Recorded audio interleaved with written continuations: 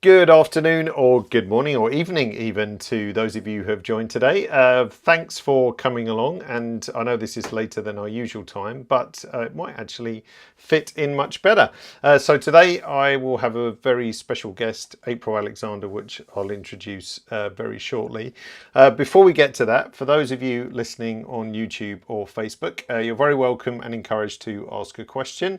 So the way you do that is just put that in the chat, and that will come straight through to me. So don't be shy. You can ask April on anything you like, and I'll filter the questions and moderate them through to her. If you are in our webinar room and you want to ask a question, then you can just go ahead and navigate over to the Q&A tab on the right hand side. That will just keep the questions separate from the chat. But you're very welcome, of course, to use the chat and talk amongst each other too. But for questions, please keep them separate, as my colleague Victor is hanging around in there as well and will be assisting in answering some questions as well.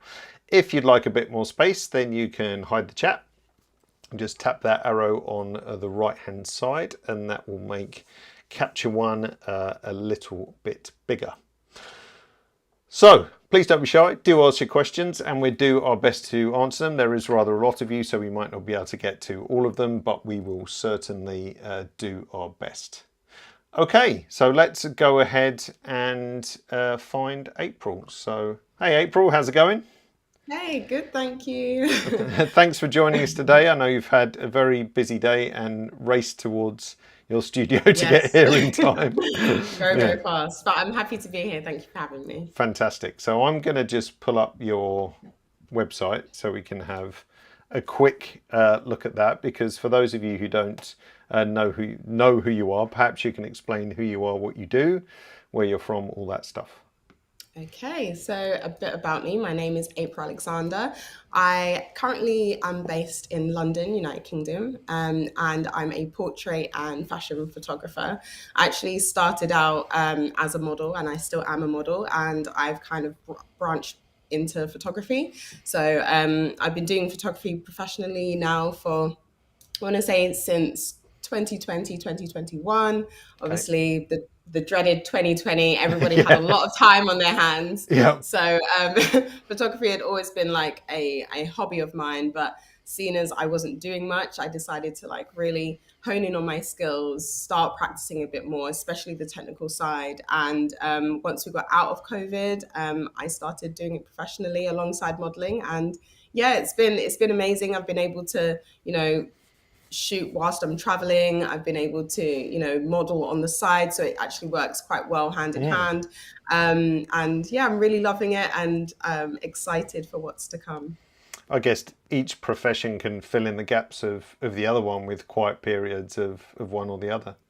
Definitely, yeah. Yeah. For me, it's kind of been like whenever modeling's a bit quiet, I can like jump in with my photography, and it complements each other so well. So, for example, when I've been on set modeling and I've been able to like be on big sets and kind of take notes and say, okay, once I get to this sort of level, this is the sort of thing that I want to do. So, and I'll be able to come to my own very small, petite studio and like do my own version of it. And it has been quite beneficial to have both. And likewise, when I'm modeling, I'm able to understand, okay, the photographer's going at this angle, so what sort of poses can I do to help him or her out? And yeah, it's been a great journey so far. Yeah, I'm sure it aids the direction as well. So when you're No, directing a model, definitely. or when you're being directed, of course, you know kind of Yes, exactly what they want and vice versa. Yeah, definitely. Yeah. very useful. Mhm. Awesome. So what we're going to do today is we are, well, not we, you, because I get to relax slightly, is that you're going to edit a couple of pictures in Capture One, obviously. Yeah. But what we thought between us is that everyone's always normally interested in color grading, and there's lots of, I guess, philosophical choices that come out of that. It's not an exact science, and it's nice to always see how someone goes about that thought process. So I'm going to put your Capture One up on screen, and you can let us know what you've got up on screen here for us. Perfect. Mm. So this is from a test shoot with a very stunning model, Mm. Yasmel from Next Models. So I shot with her maybe about a week and a half ago, 2 weeks ago now. Okay. And as you can see, I don't really need to do much. She's an absolutely stunning model. Her skin is perfect, near to perfect. And yeah, I thought that it would be great to just show the different ways of being able to color grade, especially on a brown and darker skin tone, and show how you can color grade one image in two different ways so that you're not kind of stuck in the thought process of there's only one way to color grade. And if I don't use it this way, then the image is kind of useless. You can really be creative, especially within Capture One, and allow your imagination to run wild. So That's what we these are like the to hear. four, exactly. So these are the four images that I've chosen out of the session, and I Hmm. absolutely love all of them. She's giving a lot of different emotions. She's using her hands very delicately, Mm. and I think they convey so many different stories within them, which again is something that I love to try and pull out of my models or my subjects when I'm shooting with them. So I'm going to throw it over to you, David, or anybody Right. that's watching, if you'd like to choose one that I can start with. Let's see. I kind of like. I'm sort of torn between top right and bottom right, I think. Ooh, Yeah. okay. So let's have a M- look. Maybe. Oh, yeah.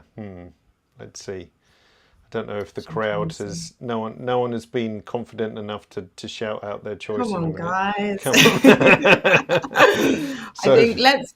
So if you're saying top right or bottom right, I'm gonna yeah, go with the top right then. So nice one. Yeah, I like that let's shot a lot. see. This is Was really, was really this stunning. a personal shoot or for a client? Yes, this was Personal. this was a test shoot, so this was just for the model's portfolio.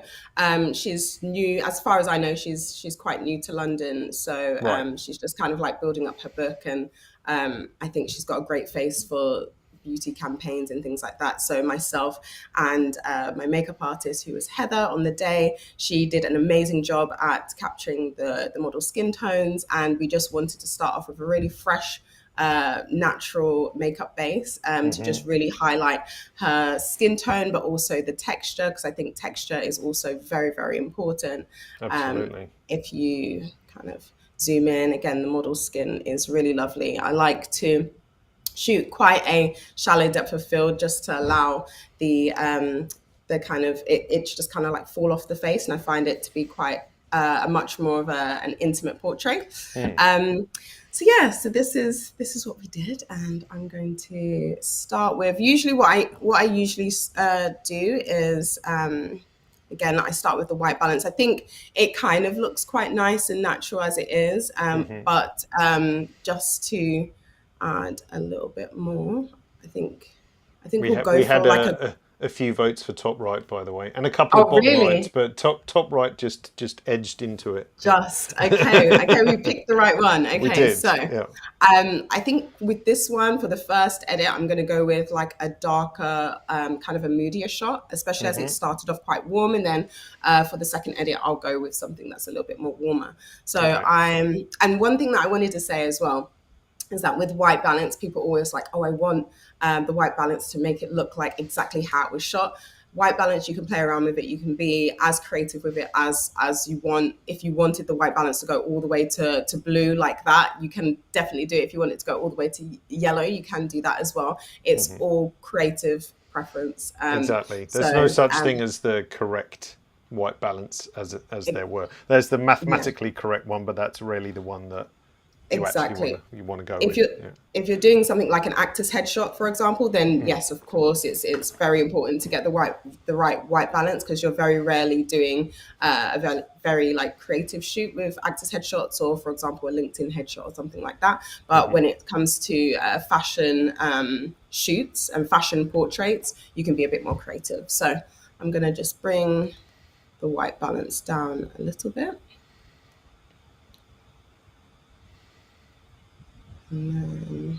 So I quite like the look of that. And then again, when I'm working with white balance and things like that, Yeah. it's not a case of I want it to be this specific number. I just kind of use the toggle, go up and down, and then see what kind of jumps out to me. So I'm going to the greens. Quite like the green. And again, if later on you're finding that you don't like the white balance that you chose, you can always go back and change that as well. So Exactly. Nothing is set in stone. definitely. Okay, so I kind of like that. That looks quite nice. I think the green in the background's jumping out, but it's not as vibrant as it was. And I think I'm going to take the contrast down a little bit, just so it's not as sharp. And like this. Maybe bring the brightness up a little bit. All of this, all of the images here were shot with natural light. We've just got, Oh, really? so yeah, all natural light in front of a very tiny window in my studio, and we just have a reflector underneath. And then I made some very DIY V flats because I've tried to get V flats, but it's so expensive to ship them over to the UK. So I just made my own V flats with some polyboards and stuck them together, and it worked. So with so a black fill this side where you can see where it's I think models left, and then no fill on the other side. So it just kind of gives that dimension to the cheekbones and makes her face look even more structured than it already does. So I was going to take a little bit out of her face, but I think not too much in terms of saturation, but I think that's quite nice. I really do love using high dynamic range. I do tend to take a lot of the highlights out of my images. I don't think you can, you can see it. If I pull it all the way up, you can see, and then if you pull it down, it just mattifies the face a little bit. So I usually tend to bring down the highlights and also white, and then I play around with the shadows. So I can either bring the shadows in to make it a little bit moodier or bring it up to make it a little bit flatter. I think with this one, I do love a moodier looking image, so I'm going to bring the shadows down, and then also the blacks as well.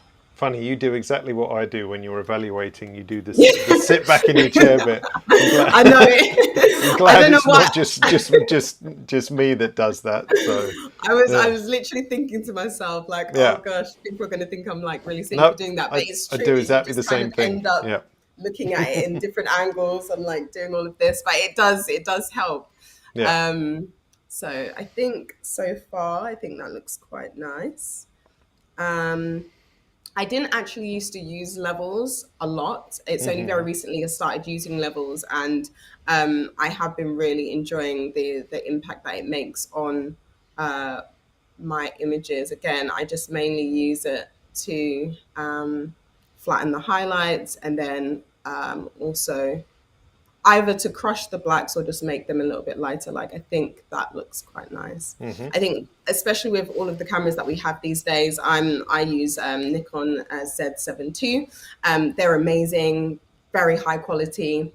But what they tend to do sometimes, and I think this is with most brands, they make the images look very digital, very digitalized. And especially when you want to have something that looks a bit more artistic, you want to take away that sharpness, which is ironic because we buy these really expensive lenses to get everything sharp. But then once we've bought them, we're like, we want to take that sharpness away. But you want it sharp in the sense that everything's in focus, but then the blacks and everything is softer. And I think that's, for me, I really like that because I feel like it brings a more like painterly, artistic touch to the imagery. I'd like to think anyway. No, it's true, and it was funny. I was visiting in London the Fujifilm House of Photography, which is a great space if any of you are in the UK and haven't been.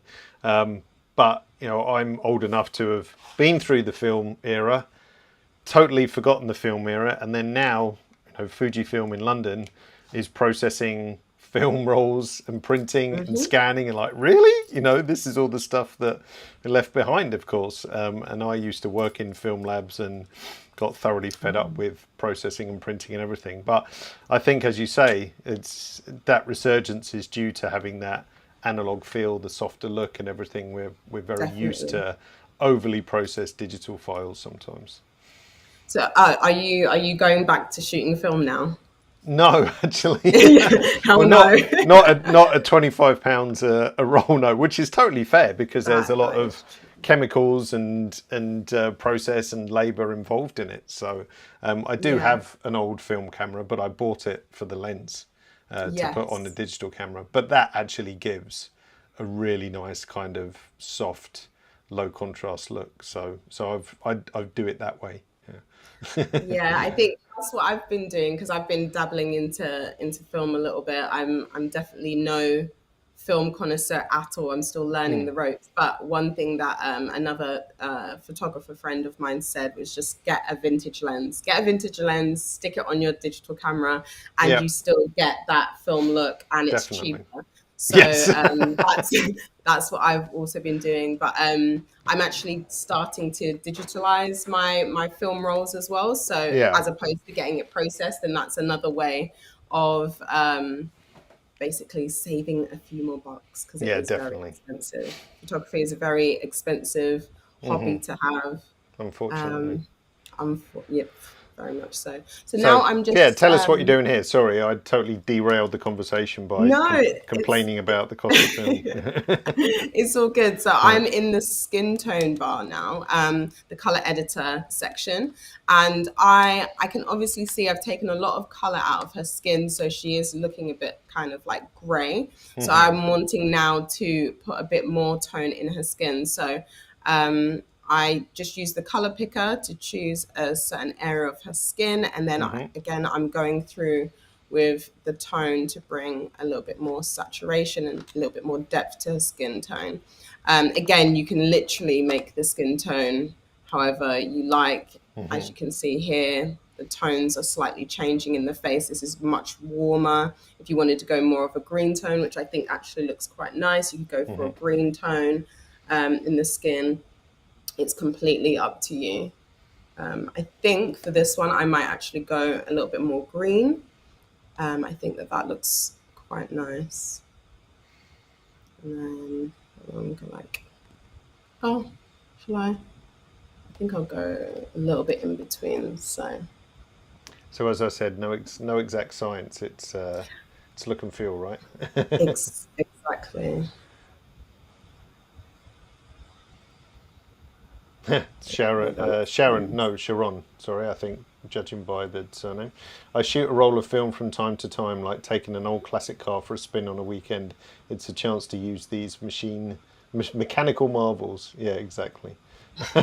De-rolled the conversation. Yeah. No, I No, love yeah, literally. I'm a fan of film, so whenever there's a yeah. film conversation, I'm right there with you. So Nice. I'm just showing you guys what I've done so far. So this is the before, still very beautiful, and then this is the color grade that I've done so far, Nice. and I'm really liking how it's looking so far. I feel like we could still get a bit more punchier. So now I'm going to go into the basic color editor section, and I'm going to go with the orange. So Okay. again, that is targeting her skin. So then I'm going to go in with the hues. Again, I don't really want to go to the reds because I just don't think, obviously, that works with what we're doing. So I want to go maybe around here. And again, just nudging it slightly makes all the difference. I'm bringing back a little bit more vibrance into her skin tone, which I quite like, but it still has that green undertone, which works well with the backdrop.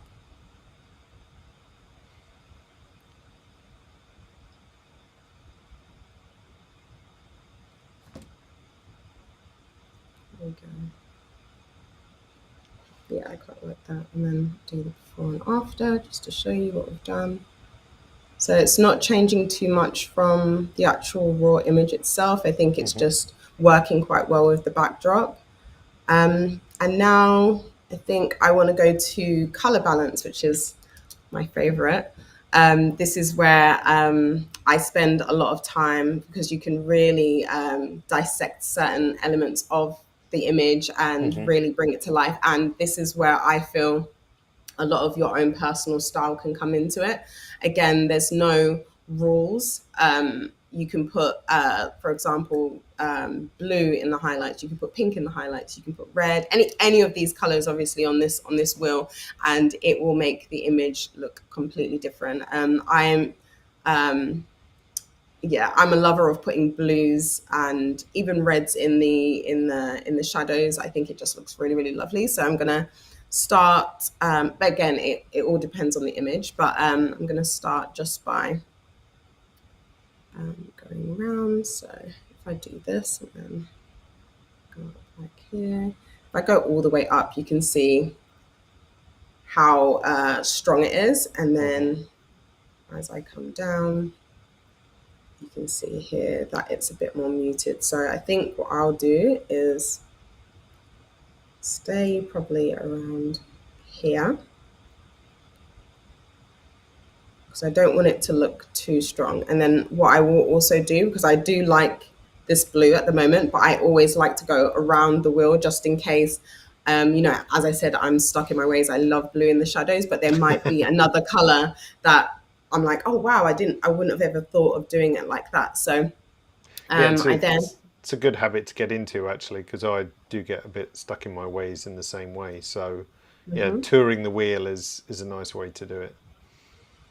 Definitely. See, even the red is quite nice actually. It brings out her skin tone quite nicely. Even here the pink's quite nice. Let me bring this up a little bit. Okay, that looks really good. Yeah, I think I'm gonna be boring and stick with my blues for the shadows. I think, yeah. It's either the blue or the pink. There was something about that could be, no, I think I'm gonna go with the blue. Yeah, I'm gonna be boring. And then, am I going to make it lighter or darker? See, then. A couple of people were asking, April, if you edit on layers in Capture One much, or you tend to sit everything on the background layer. I do edit in layers quite a bit. I think it just depends on, like, if I start off this way and then, for example, I want to layer it on top and then add a different dimension, then I definitely do. But I also don't think that there's any problem in doing everything on the background layer. Again, there's no rules to it. No. Obviously, for example, if you feel like you might mess up on a step and you want to just have that flexibility, then layers definitely is great. And what I do love about layers as well is obviously the opacity bar as well. So I can show you guys what I would then do if, for example, I wanted to layer it with maybe even one of my other styles and see how that works, maybe on the other picture. But yeah, I do also use layers, but I'm not confined to it either. So I think I am really liking. That's a good comment from David. He said teal and orange can be a place we get stuck because it's become a big part of our visual literacy, which is definitely a really good comment actually, because it's a color combination that works kind of nice. It's almost foolproof in a way, and it's easy to get stuck on it. I agree, David. I get stuck on it. Yeah, I think it definitely is foolproof. As soon as you put it on, it just looks amazing. Then you're like, should I? And you're like, no, I'll just keep it. Exactly. So now I'm moving on to the midtones. Of course, as she's a woman of color, she's brown. Oranges and yellows are always going to look good for the highlights because it just warms up the skin. As you can see from here, I'm in the latter part of the yellow, so it's quite closer to the green. But again, I'm going to go round the wheel and see if there's any other colors that could complement her skin. I could even make this a little bit higher. Let me try it a little bit higher. I'll go around again. And can you see I'm back at the yellow now, but can you see it's a completely different look to when I had it a little bit lower? Like, this is just so much more subtle. But then when you bring it up, you see how it changes the entire look of the image here. So I think I will stay. I like this actually. This has cooled it down a little bit. And again, I will go back to the before and after just to see if I actually do like what I'm doing. Because sometimes, again, you're looking at the image and you're like, yeah, I love it. And then you see the before and after and you're like, okay, I've went too far. Why did I do that? Yeah, so yeah. so Back it, back it it's off a always good. Yeah, bit. exactly. It's always good to do a before and after. And I'm really, really Mhm, liking what I'm seeing here. It's nice and cool. And I think it's giving a very kind of honest mhm, feel. Like she looks like she's peering into your soul in a very somber way, and I'm really liking how the colors are complementing each other. mhm. And now highlights. Again, yellow and orange is always favored, but let's try a different color. Let's see what we can do. Oh, that looks good. I'm gonna maybe start around here. I'm gonna go around.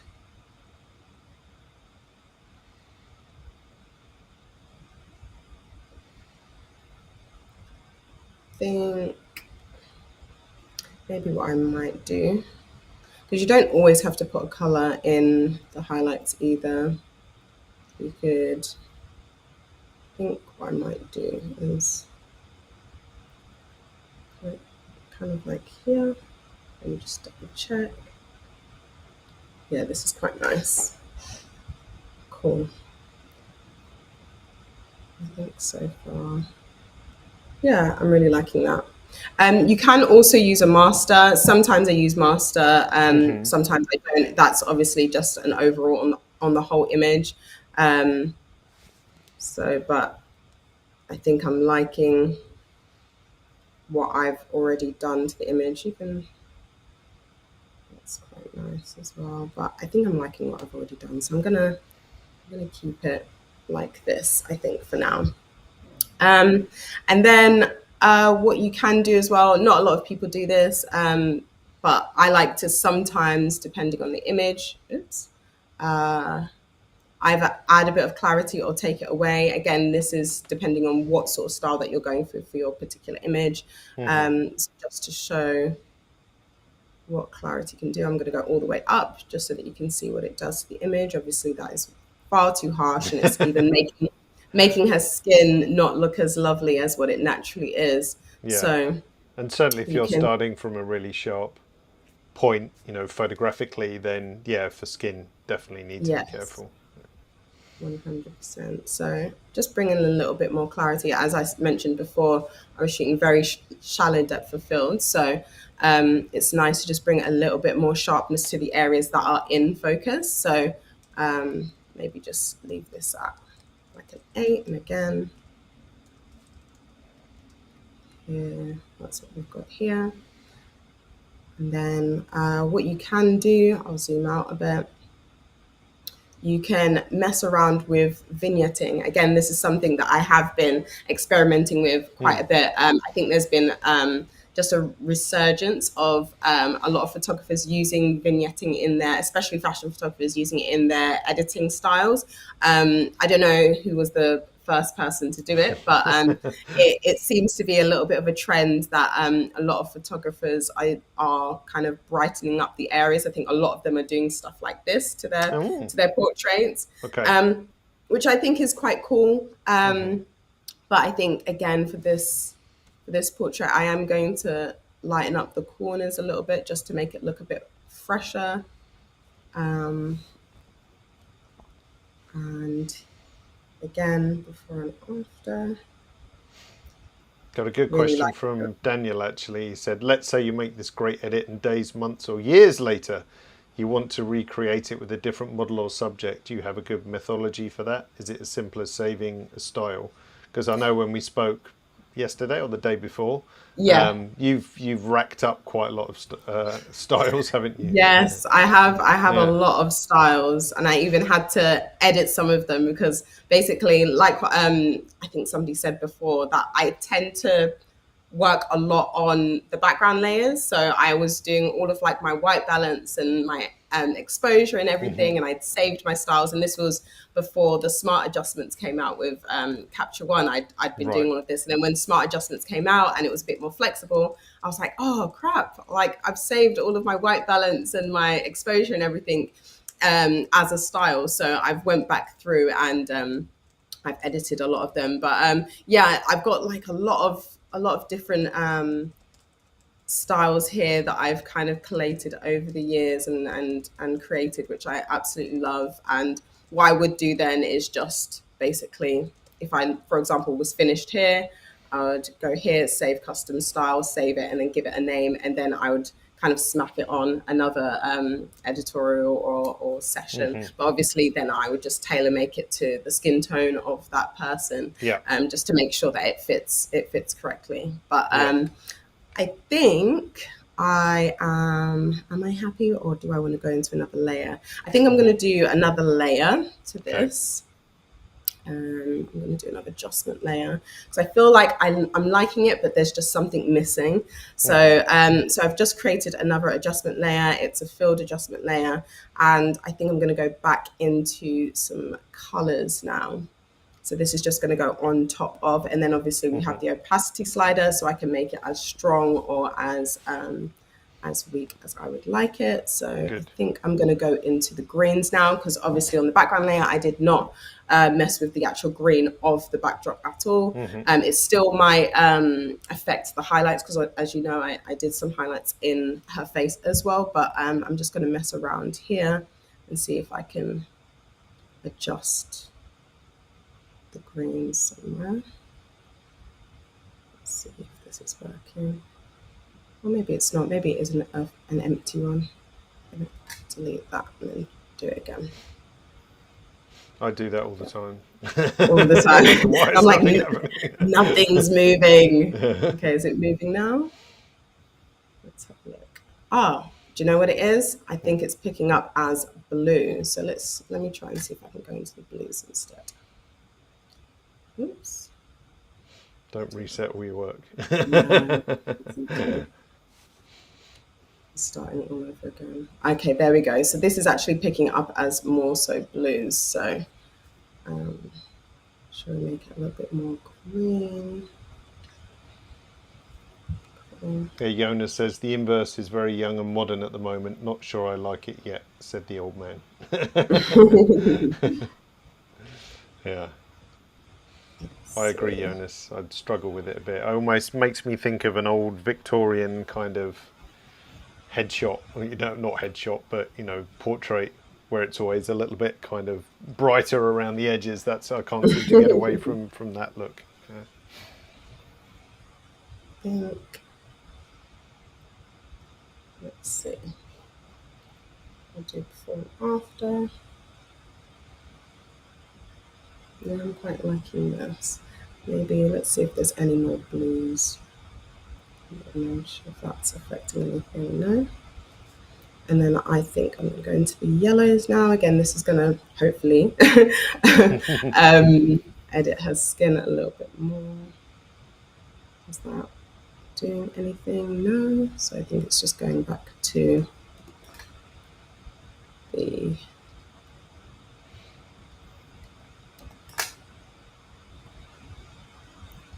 oranges.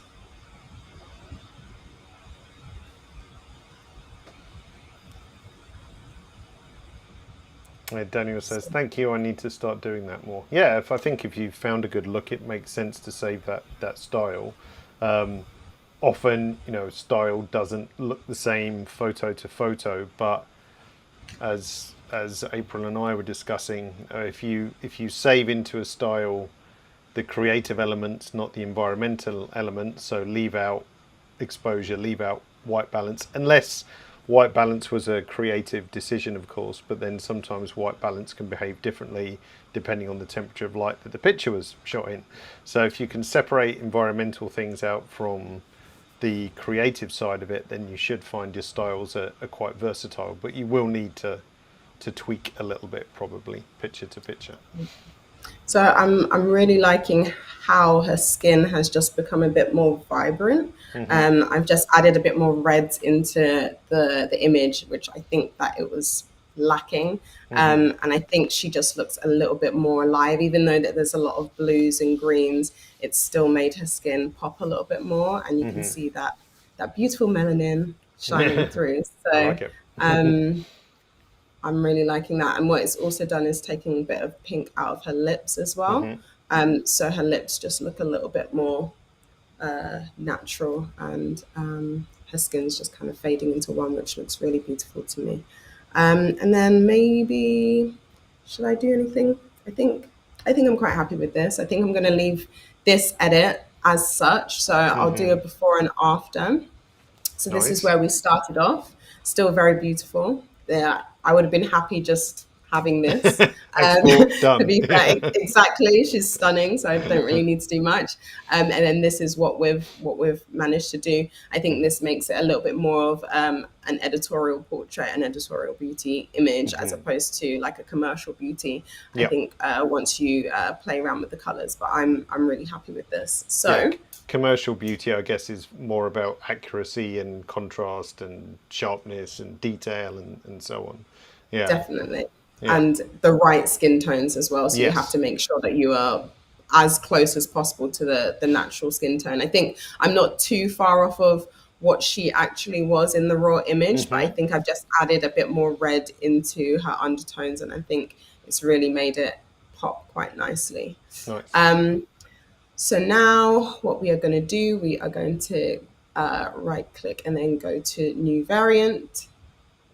And then so that's the one that I've just edited. And this is the raw image again. And this time I am going to be working on a lot more layers. Right. So let's get into it. So this one, so the one that we just did, that one was quite cool, and I think it's actually giving me Little Mermaid vibes. Actually, like it's giving me Ariel vibes, like she's Yep. under the sea. Very very timely with the premiere that's just happened. Yeah. So Yeah. now I think I want to go a bit more warmer, and with that I'm gonna again go back to the white balance. I'm going to bring it up to the yellows. I'm going to try and be as creative as possible, and let's just see what we can do with this. Martin says the photo shoot is so well performed that there isn't much to do on it, in my opinion. That's always nice to hear. Thank you so much. And now I'm struggling. I'm like, how do I make this different? It just looks lovely as it is. I'm like, I need to think outside the box. And again, this is what I love about Capture One. Like, you literally, the world is your oyster. You don't have to always do the same thing over and over again. Why not bring the white balance all the way up to here and really play around with it? And I think, do you know what? I'm going to try something really outside the box, and let's see what I can do. So I'm going to make it super warm like this, and the skin super, make it a little bit warmer like that.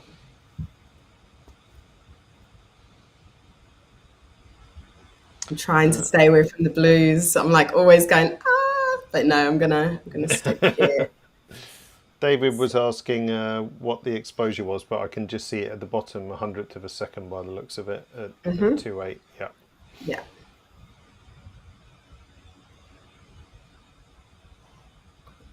So let's try and see what that looks like. I haven't shot with the Z7 II. I must try. It's great. I love it. It's such an easy camera to work with. Just before I got that camera, I had the Nikon D610, so it was a bit of a jump. It was a big jump, but it was going from DSLR to mirrorless. It literally feels like the heavens open up, and it's like it's just it's such a change, but it's such a welcome change. But I've been shooting with it now for just over a year, and yeah, I absolutely love it. Just it's transformed a lot of my images for the better, and it's really helped elevate me as a photographer, and enabled me to do a lot of the things that I couldn't do with my D610. So I definitely recommend. the Z6 II is actually really good for video as well. So I tried that one out, and I love the video capabilities, but the 7 II was just perfect for what I wanted to do photographically. Yeah, I only had a brief go on a Z7, so I haven't tried the 2 yet. And I know everyone's salivating over Oh, the Z8s and Z8, yeah. Z9s. Yeah, exactly. I'm trying out. I'm like this. I'm like, no, I can't. It's very tempting. Everyone's in my DMs. Have you tried it? I'm like, I'm not. I have not tried it yet, and I know as soon as I do, I'm just gonna fall in love with The it. budget's And blown. Yep. exactly, I do not want that. So I'm being a little bit more creative with this one. Um, I think I have no idea where I'm going to go with it yet, guys, but stick with me. I'm liking how warm this is looking so far.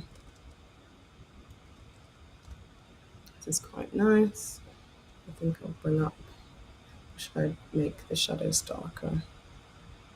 Make them a little bit darker. Or should I bring them up? This is looking nice and warm. So as you can see, I've really warmed it up here. Really, really warmed it up. So I don't know why I tend to do this now. This is like my go-to thing. Just bring it out and I bring it down, and I really like how it flattens the highlights, but also brightens the image in a really lovely way in curve. I'm really liking that. Going back into the color editor. Oh, actually, I think I want to start. See, I'm doing it again. I'm doing it all on background. I am so used to doing that. Okay, I'm going to go on a filled adjustment layer. I could feel that somebody was like, she's doing it all on the background again. Okay, cool. Let me go to color balance. Right. Okay, so I'm now going to go with shadows. Let's see.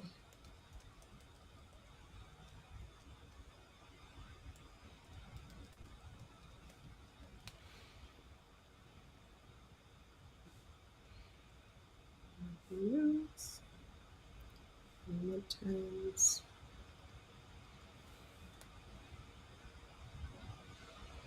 So I'm just multitasking in the background, answering a couple of questions. Just for the benefit of people who might not have seen it, Yusuf was asking, can I use the styles in Capture One Pro on Capture One for iPad? Yes, you can. I put up a support link on YouTube, but for those of you, if you just go onto our support site and put in the search term styles iPad, you'll come to that article. So yes, you can. And I don't know if you've tried Capture One on the iPad, April, but it's the same engine inside Capture One on the iPad. So color rendition is identical. You know, the use of your styles is identical, and so on. So when did you use it, April? Did you shoot tethered, or was it just for a quick edit? I shot tethered, and it was so easy. Literally, I actually did a little video on my Instagram about it, how to shoot tethered, and also with Capture Live's capabilities as well. Very easy. And I don't know, maybe I'm biased because I absolutely love Capture One, but it was very easy to use. I think obviously it's still very new, so there's still a few things like, for example, layers aren't there yet, but hopefully layers will be there soon. Yeah. But apart from that, very easy to. There's lots of things that we'd like to add, definitely. So it's just a case of figuring out the priorities and all that kind of stuff. But yeah, it's been a great tool, and of course there'll be Capture One on the iPhone, as we announced, coming up in the summer as well. So yeah, lots of stuff you can do. So I'm going for like a much warmer, summery sort of vibe with this one. I think what I will do, I quite like this, but I want to bring in her skin tone again, because obviously she's gone a bit yellow and washed out. So I want to bring her skin tone back in, but I'll do that on another layer like what I did with the other image. As you can see, this is where we started out, and this is where we are. Completely different vibes, obviously, and completely different to what we did before. I'm probably going to bring up the contrast a little bit more with this one as well. And oops, maybe I might even change this slightly. Good question from Paul, or actually, we've saved Paul from some stress, I think. He said, I'm relatively new to photo editing and I thought that I should try to set an accurate colour balance. It's great to find that it can be used creatively. Absolutely. Yes, Yeah, definitely. we can obsess over technical necessity, I think, but the only person you have to satisfy is yourself, really, I would say. If you're happy with how it looks, then goal achieved. 100%. And if it's not a client's like work, if it's creative work, definitely go out. But Yeah. it's always, if a client has specifically asked for something, then try to adhere to it as much as possible. But if they are booking you for your style, then just go all out, and don't feel scared that you need to be like anybody else just because it's popular at the time. Yeah, Martin asked a similar question. If you're doing fashion shoots, do you get some freedom to adjust the colours, or is it strictly on brand? I guess it's the depending on the purpose of the shoot, really. Yeah. Yeah, definitely. I think if it's an editorial, then definitely you can just have a lot of freedom. Again, it depends on the magazine that you're shooting for. So when I've shot for magazines before, myself and my team would then do like a mood board and be like, for example, when I shot for Glamour magazine, I know that it's very like commercial and fresh and poppy. So I wouldn't do anything that's too exaggerated or too artsy. But for example, if you wanted to shoot for something like Sean magazine, you know, you have to understand their style and what would fit well with their aesthetic. So definitely study magazines or fashion brands and put that work and shoot that work so that when it's time to pitch yourself or pitch an editorial that you're wanting to submit to them, that it actually fits with their brand. That would be my advice for that. Yeah. Yeah. Something like commercial beauty, I guess, as we said, tends to be very. Again, if it's a super technical shoot where you're showing specific makeup color palette or something like that, then yes, color accuracy is gonna be a necessity. But editorial, creative, and so on, then yeah, go nuts and say people book you for your style. Yeah. Oh, So I Daniela think Almona. Hi, Daniela. Nice to see you. Daniela shot our Capture One 23 launch campaign with some great photography. So if you thanks for haven't joining, Daniela. if you haven't seen it, go and check it out because it was really good. And she says, "I love the different ways you can play with color grading. It's limitless." Yeah, exactly. It Yeah. really is. There we go. So I'm really liking how warm this one's looking. I think it looks, yeah, a completely different style. I really do like this one. Okay, I'm going to do another layer, and then I'm going to go back into the color editors. And I think before, when I was on the other image, the blues were being so whenever I wanted to go for the background, the blues were kind of being targeted, and my computer starts doing this as I'm explaining. Wait for it to sort itself out. The spinning ball of there we go. Spinning ball of doom. But as this image has a lot more yellows and greens, obviously I can go more into the greens with this one. Let's see how this. There we go. So it can either go much more yellow or much more green. We can take a lot more of the green out and make it a bit more saturated if you wanted to do that. I want to keep the color in. There was a question which I'm going to answer, which was what can you do with a mirrorless that you can't do with an SLR? And the best explanation I heard is that on an SLR, the only thing the sensor can do is record the picture because you've got the mirror box in the way. So the only thing the sensor can do in a DSLR is take the picture. In a mirrorless camera, it can do a bunch of other stuff. So it can track the subject, so subject tracking, so locking focus on the eye, so you don't have to either move the focus point manually, focus recompose, which is really annoying. So eye tracking, I think, is revolutionary. It didn't work very well in the first, mirrorless cameras came out, but it's so accurate now and just so comfortable to be able to shoot fast and loose and get everything in focus as opposed to 70%, 60%. Also for a couple of applications like on-set photography, stills on movie sets, TV sets and everything, you have to be quiet. And DSLRs are not quiet because the shutter has to release or the mirror box has to move.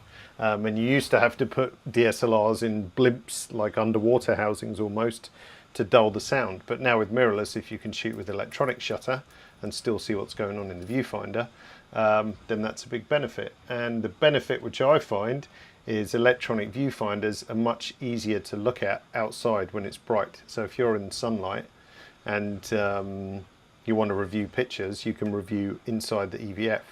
So I think there's personally, there's a lot of advantages to using mirrorless cameras, and they're a bit smaller and they're a bit lighter, so and less stuff to go wrong. So that's my thoughts, April. I don't know about yours, but I think there's a lot of benefits to mirrorless cameras. I think also for me, I think what was the factor that I just really loved is the fact that you can just see what your image is going to look like straight away on the screen. That helped me a lot, especially when I was kind of like learning how to use the mirrorless camera and I didn't know what was what. But the fact that I can just literally see as I go, as I'm shooting, what I want to do, and I'm don't have to get home and then be kind of like, oh my gosh, I need to do so much editing afterwards. It's kind of like you can do a lot of stuff in camera and it takes a lot of the stress away from you once you get home and you're having to cull and retouch and color grade.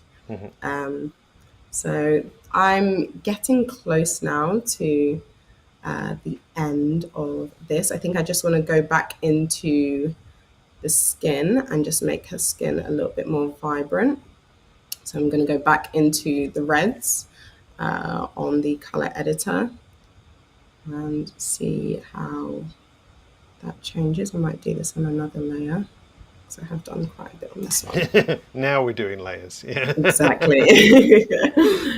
Let's have a look. Here we go.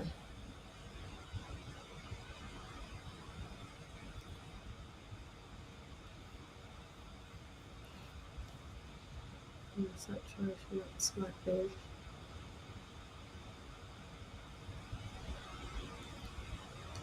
This is quite nice. Go through. Quite like that. And then should I go into the skin tones? I quite like the colour here, so I'm just going to tap here.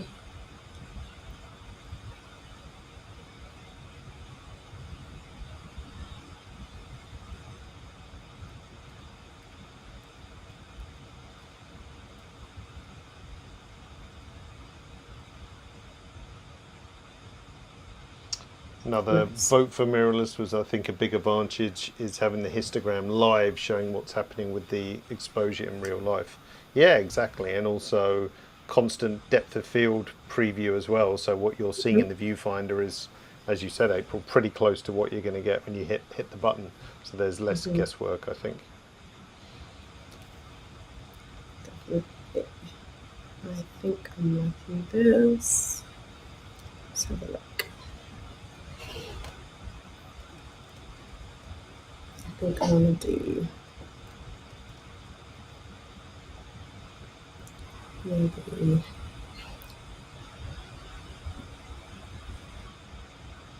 going to bring in more shadow. I think that's quite nice. And again, you can be as creative as possible. That's what I like about color grading.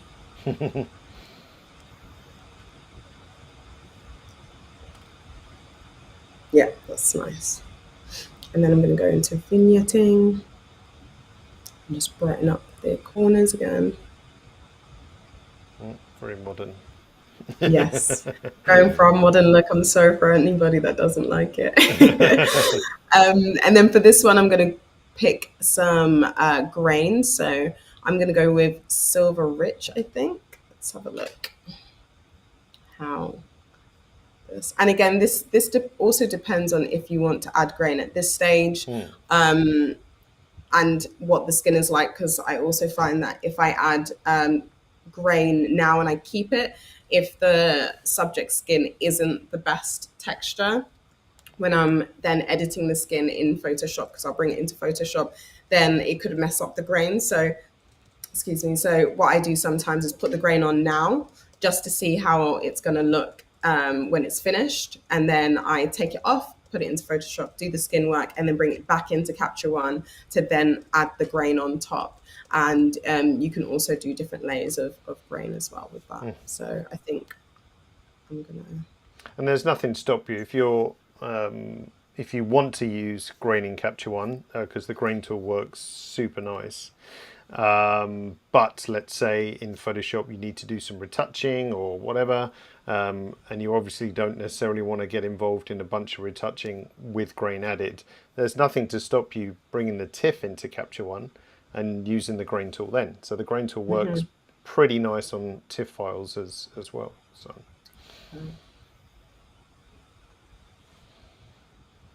So yeah, I quite like that. The only thing I think I would probably work on is the color of her eyes.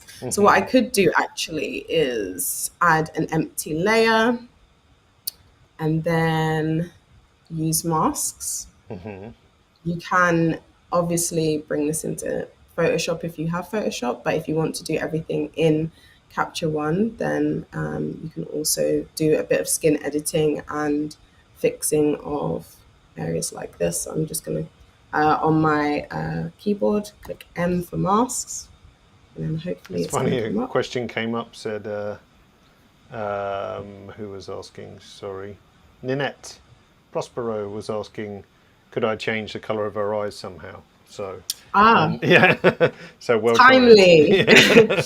So I'm gonna at first I'm gonna just change the whites of her eyes, and then we can have fun in a second, Oh, and she was maybe. asking about the whites. Yeah, that was Oh, she her was. question. Oh, I think okay, great. I sped read it, so don't. Yes, yeah. Is there a way to make her eyes whiter? Yeah. Oh, we might have lost April, possibly. Let's see. Because we had a little freeze up there for those of you listening, and I can see April's not moving. So let's give it a second and see if she returns. I think her laptop was getting hot by the looks of things. Let's see, just bear with us and then we'll get April back. So I'm just going to cut to my screen for a second whilst we have April getting back on in the background. Just to let you know, on May 24th, there was a new version of Capture One that came out yesterday, or the day before, I can't remember now, 16.2, that added a bunch of new features. So that was a whole stack of new AI tools, improvements to smart adjustments, a beta release of dust removal, and some changes to the Coal View as well. So if you wave your phone at that QR code, then you'll be able to join up as well. I'll put the actual link in the chat for those of you who are watching on your phone or don't have a phone nearby. Then I'll put that link so you can join up too. So I can definitely see that April's had a technical issue and froze and dropped off.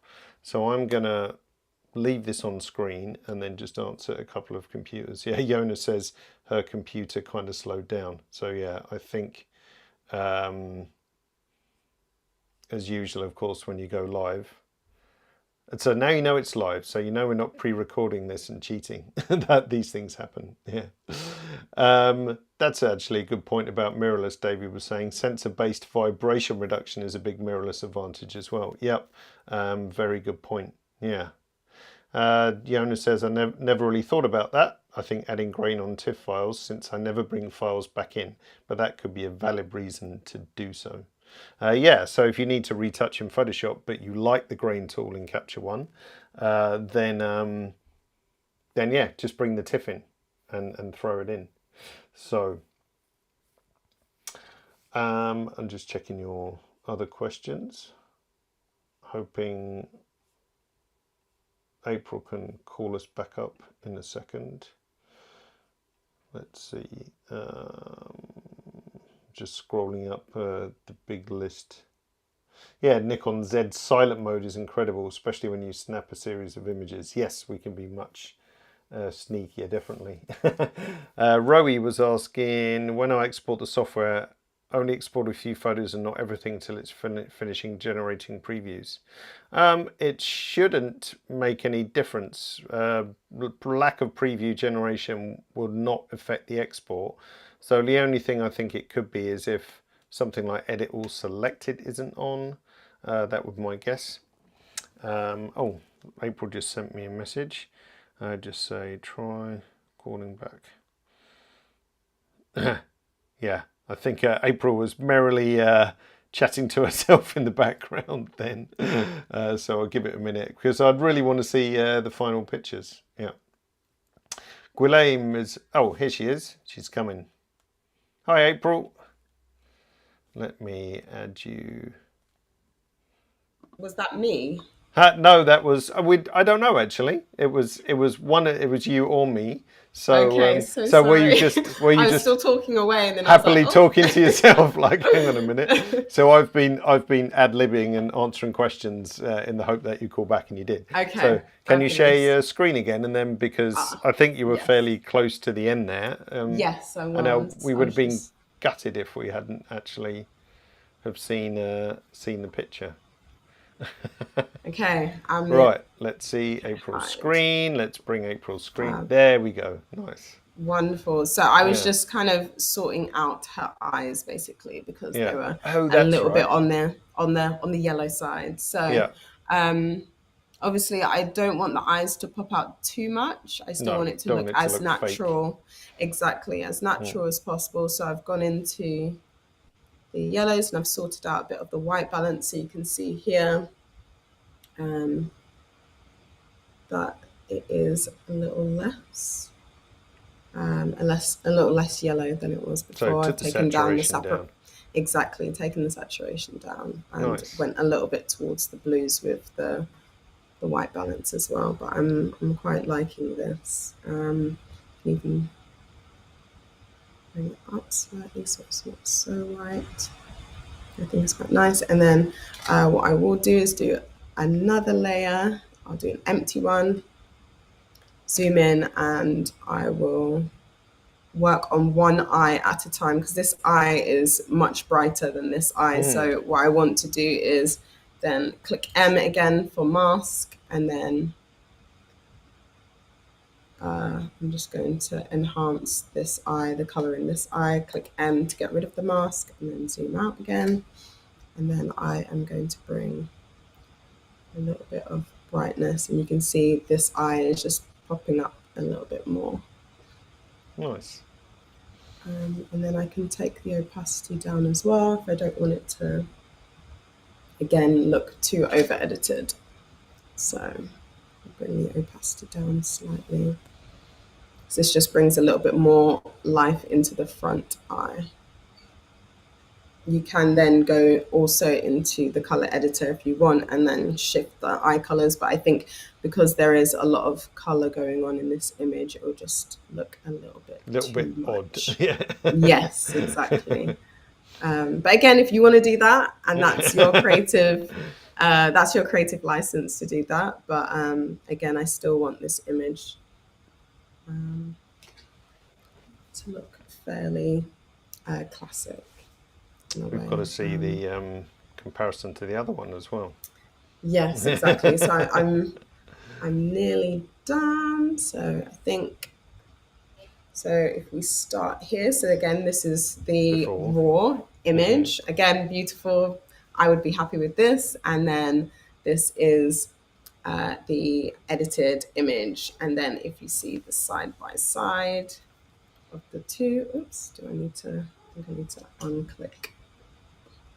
go here, click that. And these are the two images edits. Very different. that I've very different like feelings, and it just depends on what you want to go for. Again, this is giving me very Caribbean vibes, very warm, very welcoming, and then this one's quite a somber looking image.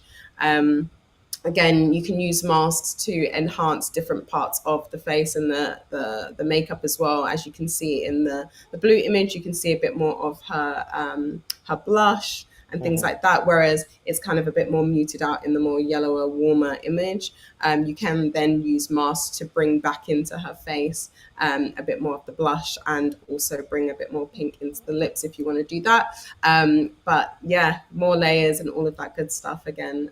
But yeah, this is probably one of the many ways that I would kind of approach doing two images, one image, two different ways. Two ways. Exactly. But I'm quite happy with these. But yeah, I hope you guys really like this. Definitely, definitely. And you know, we were worried, or you were worried yesterday that you know we would finish early, but we've actually overran. So exactly, that's probably why it kicked me out. It's like, you're going on too long. Yeah, that was the hour. Bye. Yeah, but I've really enjoyed myself, and I hope you guys really enjoyed watching along. And again, if you have any questions regarding editing or anything like that, please do get in touch. No, I'll just flash your website up again. So easy to remember, aprilalexander.co.uk. And I think you're the same on Instagram, aren't you? It's just April Alexander, isn't it? It's by April Alexander for my photography. Yeah. If you want to follow my modeling, then it's April Alexander. But for my photography, by April Alexander. And you can see more up-to-date, fresher imagery on there, because I'm usually updating on there quite a bit and putting up some reels and photography tips and DIYs and all of that good stuff. And I have a really good video that's coming out soon, actually using Capture One to digitalize your film photography as well. Nice. So cool. Yeah. So if you want to see that, then make sure you follow me, and that'll be going up soon. So yeah. Nice. I dug out my. See, this was the film camera that I bought. It's never shot film. I bought it for £40 for the lens, so nothing else. But I should put a roll of film through it. Really. Nice. We're twinning now. I only recently got this. I've only used it like once, so I'm not so much of a film connoisseur like you. Yeah. It is actually taking a picture, so I should really put a roll of film through it and see if it works. I'm gonna wait for you to put up your film photography now. I'm gonna wait for that. And then scan it in. I'm excited. Yeah. Yes, exactly. Awesome. Well, thanks for joining me, April. It's been a pleasure. It's always nice to have someone else do the heavy lifting and not me. So Anthony says he's learnt a lot. So did Paul. So did David.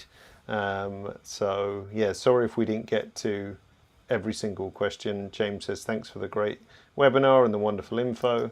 So yeah, and thank you for spending your time racing home and showing us what you're up to. No, it's my pleasure. I've had an absolutely lovely time. I love color grading. So I'm just happy that I'm able to share it with you guys. Again, if you need any tips or tricks, then please be sure to follow me and slide in my DMs and ask me questions. I'm always happy to answer. Fantastic. All right. Well, thanks everybody. I hope to see you next week on that What's New live stream that I mentioned. If you hang around, once I've put the end credits up, I'll paste the links in the chat as well. But just remains to say thanks a lot, April, again, and enjoy the rest of your night. So take care, everyone. Thank you so much. See you soon. Bye. Bye.